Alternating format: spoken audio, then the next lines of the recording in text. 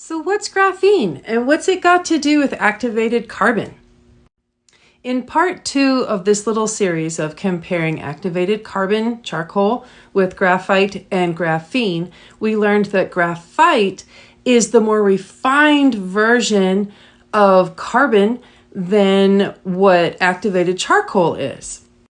What we see here is the big difference between graphite and graphene is that graphite is this big chunk of carbon, while graphene is a single layer of material of carbon of the atoms arranged in a hexagonal kind of honeycomb shape of structure.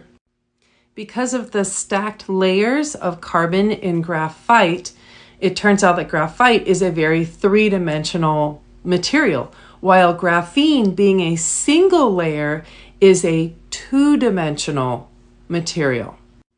This one atom thin, two-dimensional structure of graphene makes it insanely, almost unmeasurably light and very, very strong. Its bonds are crazy, crazy strong.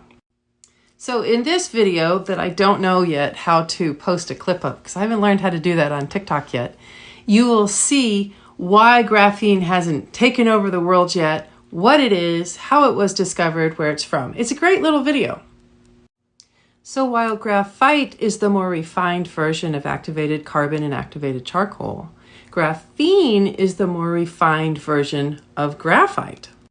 Graphene was originally painstakingly procured by taking tape and peeling off a layer of carbon from a chunk of graphite. And so then they would take that piece of tape and they would send it through a chemical process to remove all the impurities of the tape itself and whatever other impurities were sitting in the graphite itself to get pure graphene.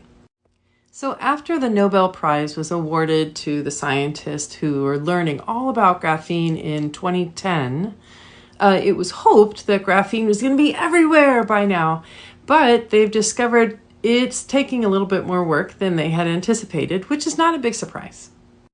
Science has really big hopes for exactly where all graphene is going to go. They're looking for it to be in clothing, in textiles, in rubber, in computer parts, in electronics. There's lots of hopes of the possibility of what it can do for us. Stay tuned for part 4 of this little series coming soon. Like, follow, and share to learn more about the world around you and how it impacts your menstrual health.